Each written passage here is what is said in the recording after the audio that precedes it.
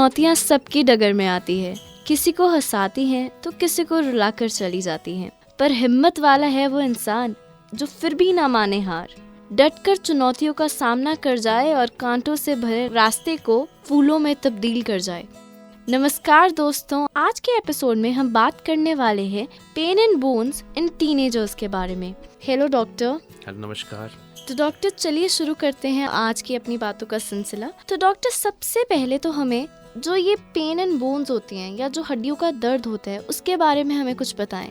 देखिए, हड्डियों में जो दर्द टीनेजर्स में या यंग लोगों में होता है उसको कई उसके कारण होते हैं, और इसको यदि परिभाषित किया जाए तो मांसपेशियों में खिंचाव, जोड़ों में दर्द, कमर का दर्द होना और ग्रोइंग पेन्स का जो पेन होता है उसको बोन क्राई कहा जाता है।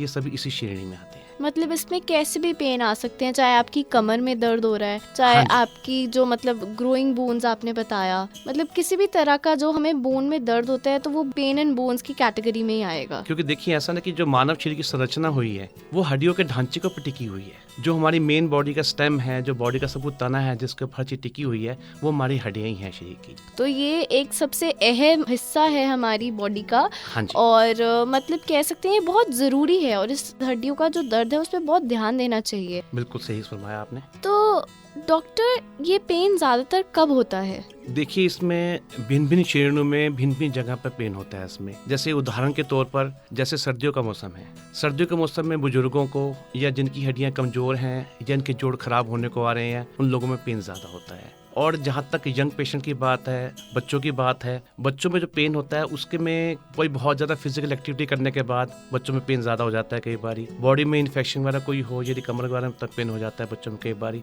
तो भिन्न भिन्न प्रकार के श्रेणियों में भिन्न भिन्न समय पर इसका पेन होता है। हाँ, सामान्यतः है सर्दियों के मौसम में ये पेन ज़्यादा होता है। तो डॉक्टर, जैसा कि देखा जाता है कि जैसे जैसे हमारी उम्र बड़ी होती है तो कहते हैं जो बड़े लोग हैं उन्हीं को ऐसा पेन ज्यादा होता है। क्या ऐसे केसेस आए हैं डॉक्टर आपके पास जिसमें टीनेजर्स या बच्चों को भी ऐसा पेन होता हो सर्दियों में? बिल्कुल, आप ठीक कह रहे हैं। पहले ऐसा हुआ करता था कि सिर्फ जो जोड़ों का दर्द है, हड्डियों का दर्द है, वो बुजुर्गों में हुआ करता था। जैसे पहले लोग कहा करते थे कि जोड़ों में ग्रीस कम हो गई, या उम्र के साथ साथ हड्डियां घिसनी शुरू हो गई, या जो हड्डी के बीच में जो चर्बी होती है, जो कार्टिलेज होता है, वो घिसना स्टार्ट हो जाता था। लेकिन आजकल ऐसा देखने में आया कि यंग बच्चों में, स्पेशली एडोलेसेंट एज के अंदर, ये पेन ज्यादा बढ़ना शुरू हो गया। ऐसा पहले नहीं होता था। इसका मुख्य जो कारण रह रहा होगा, शायद प्रोबेबली जो है भी इसमें कारण जो है इसमें, एक तो हमारा दोषपूर्ण जीवन शैली है जितनी, क्योंकि आजकल जो बच्चे हैं एक्सरसाइज नहीं करते हैं, बिल्कुल नहीं करते हैं।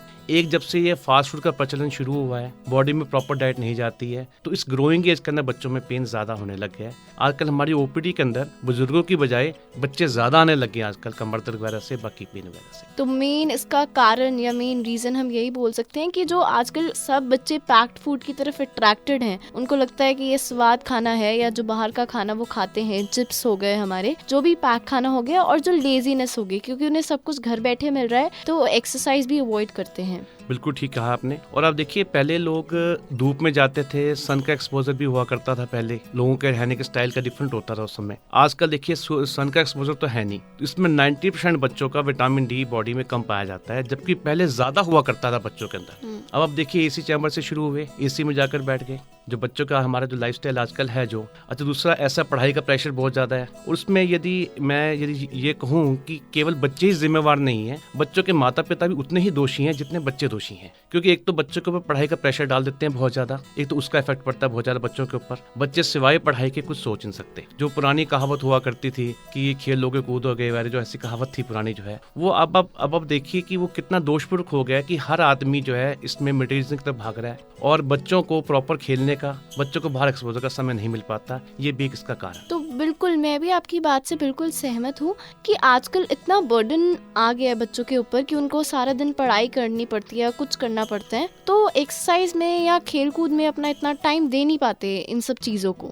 आपने बिल्कुल सही कहा। आप देखिए कि अब एक से मैंने बात की, मैं कहा बेटा खेलता है क्या? बोला हाँ अंकल बहुत खेलता हूँ। किस पर खेलता? कंप्यूटर पर खेलता हूँ। किस पर खेलता? मोबाइल पर खेलता हूँ। तो जो अब वो बच्चे खेलते भी कंप्यूटर पर हैं, रहते भी मोबाइल के पास हैं और एक ही पोस्चर में सारा दिन रहते हैं। जब तक बच्चे का इम्प्रॉपर पोस्चर रहेगा, डाइट प्रॉपर नहीं होगी, उसमें एक चीज़ और होती है कि बच्चे में मोटापा बढ़ता है। मोटापा बढ़ने की वजह से क्या होता है कि जो उसकी हड्डियाँ जो हैं वो और ज़्यादा कमज़ोर हो जाती हैं, हड्डियों पर जोर पड़ता है। ये भी एक मुख्य कारण रहता है आजकल के बच्चों में दर्द होने तो का। डॉक्टर सबसे जो कितने तरह की बोन पेन्स हो सकती है टीनेजर्स की अगर हम बात करें, और सबसे कॉमन बोन पेन कौन सी है? देखिए, टीनेजर्स के अंदर कुछ तो ऐसा होता है कि कई बच्चों के अंदर तो जन्म से कुछ ऐसी डिफॉर्मिटीज होती हैं, ऐसा दोष होता है जिसके कारण टीनेज में पेन होनी स्टार्ट होती है। जैसे आप देखिए फ्लैट फुट का आपने सुना होगा, फ्लैट फुट के हाँ जी, बारे हाँ में, जी। क्लब फुट आपने सुना होगा। ये आगे जाकर पेन करनी स्टार्ट कर देता है एक उम्र के आने के बाद। दूसरा ये होता है कि एक नाइट पेन्स होती हैं, कई बारी रात्रि के समय बच्चों को बहुत ज्यादा पेन लगती हैं। उसमें क्या विटामिन डी की कमी के कारण या कैल्शियम की कमी के कारण जब हड्डियां बढ़ती हैं, हड्डियां ग्रो करती हैं, जितनी हड्डियां ग्रो करती हैं उस हिसाब से मांसपेशियां उतना ग्रो नहीं कर पाती हैं, तो उसके खिंचाव की वजह से बच्चों में बहुत ज़्यादा पेन होता है कई बार। या क्या होता है कि आपका सोने का तरीका ठीक नहीं है, सोने का पोस्चर अच्छा नहीं है, तो शाम के समय, रात्रि के समय, नाइट के समय में बच्चों को कमर दर्द होती है। इसमें किसी भी सिम्टम को, किसी भी पेन को आपको इग्नोर नहीं करना चाहिए। कोई भी पेन, जो भी दर्द आपको हो रही है वो किसी कारण से हो सकती है, उसके बारे में प्रॉपर उसके बारे में जांच करवानी अनिवार्य है। तो सबसे कॉमन पेन कौन सी होगी जो टीनेजर्स में आती है? अब इसमें भी दो प्रकार की कैटेगरीज हैं। आप यदि स्पोर्ट्स पर्सन वाली बात को सोचें, उनमें दर्द के कारण डिफरेंट होते हैं, या जो बहुत ही लेथार्जी बच्चे, जो आजकल के बच्चे, उनमें कारण डिफरेंट होते हैं। जो स्पोर्ट्समैन के अंदर जो इंजरीज वगैरह होती हैं, सबसे ज्यादा मोटा कारण उनका ये रहता है इंजरी, स्पोर्ट्स इंजरी की वजह से। कुछ जो आजकल जो जिम का प्रचलन शुरू हुआ है तो अच्छा, आधुनिकता के हिसाब से अच्छा है, लेकिन इस जिम के कारण से एक दिक्कत और होगी इसके अंदर कि जो ट्रेनर है वो प्रॉपर ट्रेनिंग करवाते नहीं है। अब बच्चा अपनी कैपेसिटी से फालतू काम करता है, उससे स्ट्रेस फ्रैक्चर हो जाते हैं। उसमें बच्चों में दौड़ लगाने से या ट्रेडमिल पे बहुत ज़्यादा चलने से स्ट्रेस फ्रैक्चर हो जाते हैं, या प्रॉपर वेट ना उठाने से या प्रॉपर टेक्निक को फॉलो ना करने की वजह से मसल्स में स्प्रेन हो जाते हैं, खिंचाव पड़ जाता है। जैसे मोच आना,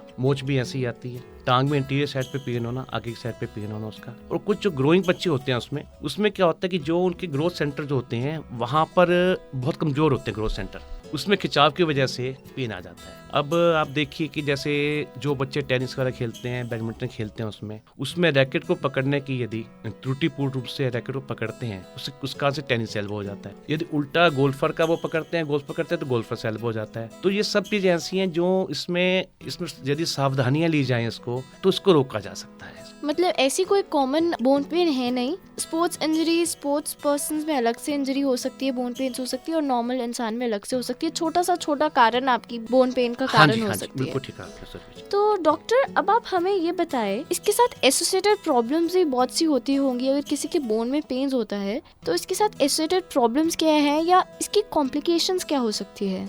देखिए, जैसे कि मैंने आपको पहले बताया कि किसी भी दर्द को हल्के में नहीं लेना चाहिए। माता पिता के लिए ये बात बहुत ज़रूरी है। अब आप देखिए कि जैसे विटामिन डी की डेफिशिएंसी है, जब तक आप उस डेफिशिएंसी को पूरा नहीं करेंगे, जब तक उसकी कमी को पूरा नहीं करेंगे, तब तक पेन्स होती रहेंगी, और इसके लिए आपके लिए जांच कराना अनिवार्य हो जाता है यदि बच्चे को बार बार पेन हो रही है तो। दूसरी बात यह है कि जैसे मान लिया ओवरवेट है बच्चा, तो उसमें जो ओवरवेट के साथ साथ बोन की पेन के साथ और प्रॉब्लम आने स्टार्ट हो जाती हैं, हार्मोनल डिस्टर्बेंस स्टार्ट हो जाती हैं। हार्मोनल डिस्टर्बेंस जब भी आएंगी उसका ट्रीटमेंट करना बड़ा अनिवार्य होता है उसमें, क्योंकि बोन कई बारी पेन की वजह से, हार्मोन चेंजेस आने की वजह से बोन टूट भी सकती है उसके अंदर। आप उसको हल्के में ना लें। और गर्ल्स में खासतौर पे प्यूबर्टी स्टेज के ऊपर आने के बाद हार्मोन बॉडी में चेंज होते हैं, उस समय भी हड्डी के ऊपर उसका कुप्रभाव पड़ता है। इस बारे में थोड़ा सतर्क रहना चाहिए इसमें। साथ में उसके आपके साइकोलॉजी डिस्टर्बेंस स्टार्ट हो जाती है। साइकोलॉजिकली कई लोग इसमें पेन वगैरह की वजह से डिस्टर्ब हो जाते हैं, जो अपने रूटीन की एक्टिविटी है उसको प्रॉपर्ली नहीं कर पाते हैं। बहुत सारे लोग कोई भी पेन होती है उसको नॉर्मल पेन छोड़ के इग्नोर कर देते हैं। तो ऐसा क्या करना चाहिए कि उनको पता चले कि इस टाइम हमें डॉक्टर को कंसल्ट कर लेना चाहिए? देखिए, यदि आपको पेन के कारण का पता है, आपको मान लिया आपको पैर मुड़ गया, एंकल स्प्रेन हो गया, उसके लिए आप देखो चिंता करेंगे, उसका ज़्यादा फायदा नहीं है। यदि आपकी एक हफ्ते से लगातार कॉन्टिन्यूसली पेन चल रहा है और आप पेन के लेने के बाद भी आपका पेन चल रहा है, तो आपको डॉक्टर को कंसल्ट करना अनिवार्य है आप पे। क्योंकि बोन पेन का कारण आप उससे कोई थायराइड में कोई डिस्टर्बेंस ना हो, हाइपोथायराइडिज्म ना हो, पैराथायराइड हार्मोन ज़्यादा ना हो गया बॉडी के अंदर, प्यूबर्टी में और हार्मोन चेंजेस ना आ गए हों, इसलिए इसकी जांच करनी अनिवार्य हो जाती है उसमें, यदि पेन लंबे समय तक चलता है। मतलब जब आपका पेन इतना हो जाए कि आप उसको सहन नहीं कर सकते सकते तो ऑफ कोर्स लोग डॉक्टर के पास जाते हैं, तो आपको जाना भी चाहिए। अगर आपको बार बार हो रही है पेन तभी आपको जाना चाहिए डॉक्टर के पास। डॉक्टर, हमने बात की अभी टीनेजर्स में कौन से कॉमन है, ये क्यों कॉमन है, तो आपने स्पोर्ट्स पर्सन के बारे में बताया था। तो डॉक्टर, क्या स्पोर्ट्स पर्सन भी उस कैटेगरी में आएंगे, मतलब जो टीनेजर्स ज्यादा रिस्क रखते हैं बोन पेन का, कि कुछ और कैटेगरी के लोग भी आएंगे इसमें? इन शॉर्ट आप हमें अब ये बताएं कि कौन से टीनेजर्स ऐसे हैं जिसमें इनका ज्यादा रिस्क है बोन पेन का। देखिए, आजकल जिसमें आउटडोर एक्टिविटी जिन बच्चों की बहुत कम होती है, उसमें बोन पेन का कारण हमेशा ज़्यादा रिस्क रहता है उसके अंदर। जो बच्चे बहुत देर तक कंप्यूटर के सामने या बच्चे बहुत देर तक लंबी सीटिंग देते हैं, चाहे वो पढ़ाई भी कर रहे हो, उनमें रिस्क ज़्यादा रहता है पेन होने का। जिन बच्चे का सोने का तरीका फॉल्टी है, टेढ़े मेढ़े बेड पर सोते हैं, या लेट कर कंप्यूटर पे खेलते हैं, ये लेट कर मोबाइल से खेलते हैं, ये लेट कर किताबें पढ़ते हैं, उन बच्चों में रिस्क हमेशा ज़्यादा रहता है। और स्पोर्ट्स पर्सन के अंदर थोड़ा सा डिफरेंट ये हो जाता है कि स्पोर्ट्स पर्सन में यदि उनका टेक्निक फॉल्टी है तो उस कारण से पेन होने के चांस ज़्यादा रहते हैं। और they should never ignore it.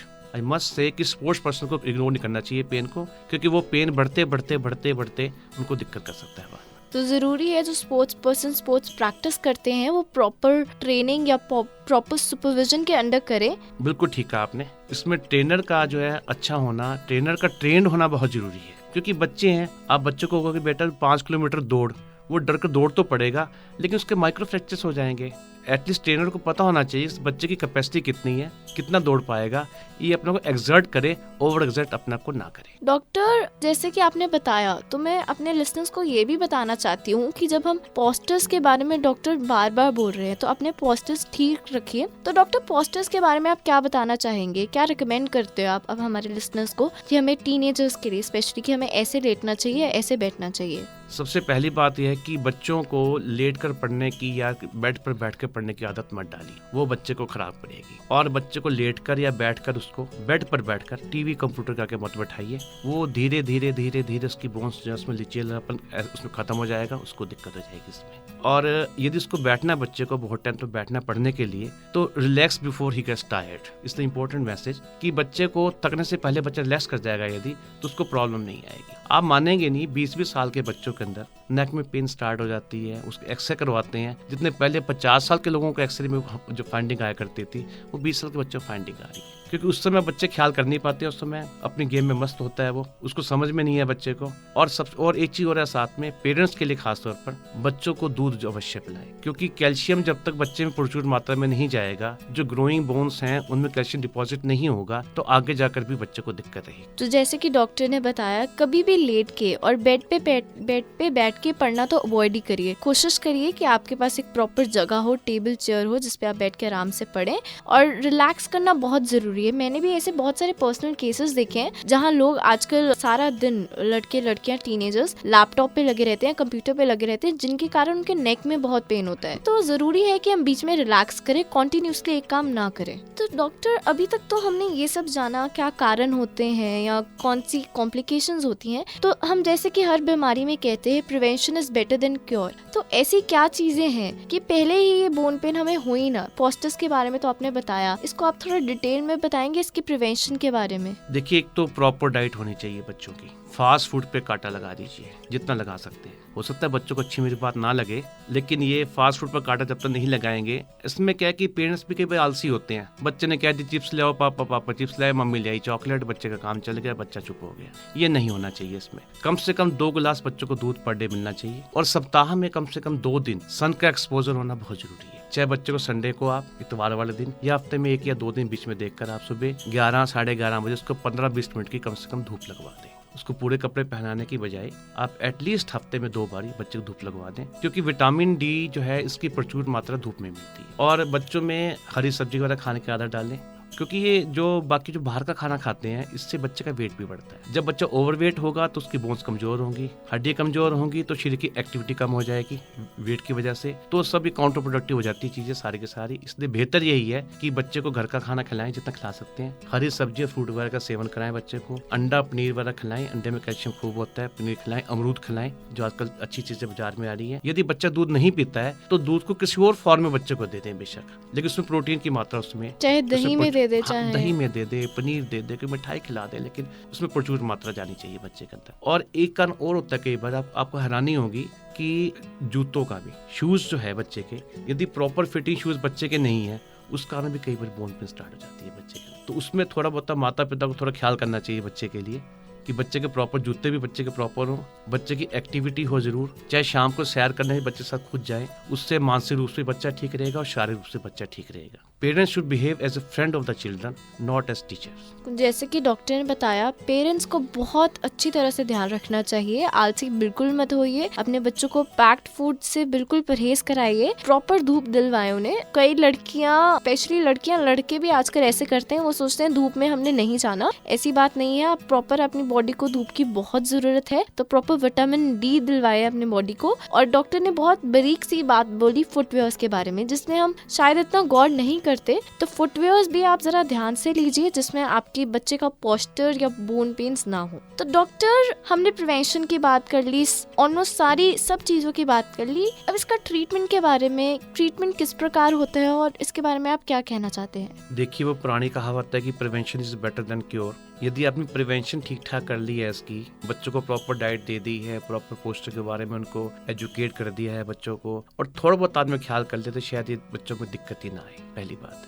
दूसरी बात ये है कि कभी भी पेन को हल्के में ना लें। देखिए, पेन के कई कारण होते हैं। आजकल जैसे लाइफस्टाइल बहुत तीखा चल रहा है, लोग ज्यादा बाइक वगैरह चलाते हैं, उसके कारण यदि पैर मुड़ गया है, मोच आ गई है, कुछ और कारण हो गए हैं, तो तुरंत डॉक्टर की सलाह लें। डॉक्टर आपको एक्सरे करवाएंगे, आपका प्लास्टर वगैरह लगाएंगे, आपका वो चीज डिफरेंट हो गई। यदि विटामिन डी की कमी है, विटामिन डी के सप्लीमेंट वगैरह बच्चों में ऐड किए जाए, उस पर फर्क पड़ता है उस चीज का। हाँ, एक चीज और मैं आपको जरूर कहना चाहूंगा इसमें, यदि पेन आपकी ज्यादा है तो कम से कम अपनी एक्टिविटी को बंद कर दीजिए। आप रेस्ट से बढ़िया इलाज इन चीजों का कुछ नहीं होता। आप रेस्ट कीजिए, आराम कीजिए, बोन को अपना रिकूप होने दीजिए, हड्डी को, जो उसको प्रॉब्लम, जो उसको पेन हो रही है, उसको धीरे धीरे, हो सकता है पेन आपका वैसे ही खत्म हो जाए। यदि फिर भी पेन आपको रहता है तो डॉक्टर की सलाह जरूर, क्योंकि कोई भी बीमारी ऐसी नहीं है जो जिसका ट्रीटमेंट प्रॉपर ना हो सके। इसके लिए बिल्कुल पैनिक होने की जरूरत नहीं है। जैसे हल्का सा पेन हुआ तो आप डॉक्टर पे चले गए, ऐसी रिक्वायरमेंट भी नहीं है, ऐसा भी नहीं है इसमें। यदि पेन लगातार रहता है, पेन बढ़ रहा है, यदि पेन के साथ बुखार हो रहा है, यदि थोड़े अलार्मिंग साइंस हैं, इसमें थोड़ा सा ध्यान करना पड़ेगा आपको।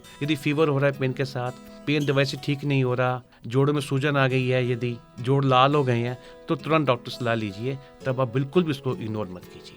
तो ज़रूरी है कि हम, कई बार कई लोग कहते हैं, मतलब वो कहते हैं उन्हें को दर्द नहीं होता, तो वो जो उनके दर्द होता है वो तब भी काम करने की कोशिश करते हैं, दर्द को साइड पे रखकर, दर्द को नहीं वो इतना मानते। तो ज़रूरी है कि जब दर्द ज़्यादा हो रहा है तो हम रेस्ट करें। बिल्कुल ठीक कहा मैडम आपने, 30 मार्क का बनने की आवश्यकता नहीं है। तो डॉक्टर, क्या आप एडवाइस करेंगे अपने पेशेंट्स या लिसनर्स को हमारे, कि कई बार लोग अपने आप पेन किलर्स ले लेते हैं बोन जब पेन होती है, तो क्या एंटीबायोटिक्स लेनी चाहिए? नहीं, इसमें ऐसा होता है। देखिए, एक बात बताना चाहूंगा आपको मैं, दुनिया में कोई दवाई ऐसी नहीं है इसका सिर्फ इफेक्ट और साइड इफेक्ट ना हो। पहली बात तो ये मान के चलिए। दूसरी बात यह है कि आप यंग पेशेंट को कवर कर रही हैं। सब यंग पेशेंट में आपको पेन किलर कम से कम लेने चाहिए। पेन किलर की अपने साइड इफेक्ट्स हैं और पेन किलर की आदत भी अच्छी नहीं है।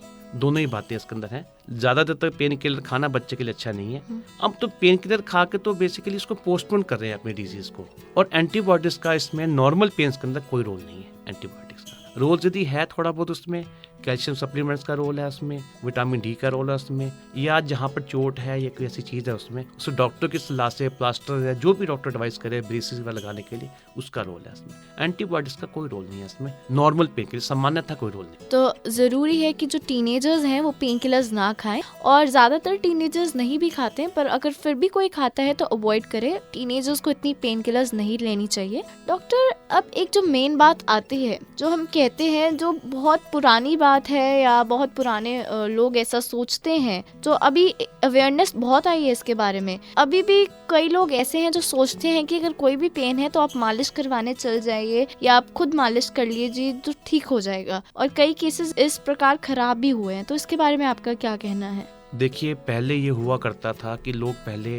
नीम हकीम को दिखा के आया करते थे, टांग बंधवा के आया करते थे, और आप मानेंगे नहीं, कई बार पैर काटने पड़ते थे। बहुत दुख होता था देखकर। लेकिन आजकल ऐसी बात नहीं है। आजकल जनता जागरूक हो चुकी है और आजकल सरकारी अस्पतालों में भी बहुत ज्यादा फैसिलिटीज हैं, हर चीज की फैसिलिटी। आप देखिए सेक्टर 16 के अंदर भी आप देखिए, आप एक्स-रे सुविधा तो है ही है, हमारे MRI CT स्कैन सब सुविधाएं हैं इसके यहाँ, और सब जो है कि सब्सिडाइज रेट पर होता है सब कुछ, बहुत ही सस्ता होता है यहाँ पर। अब ऐसी बातें रही नहीं है। हाँ बिल्कुल आपने जान गंवानी है अपनी तो भैया जुड़ जाइए उनके पास, हम आपको रोक नहीं सकते, लेकिन ये बिल्कुल अनसाइंटिफिकली बिल्कुल मत चलिए।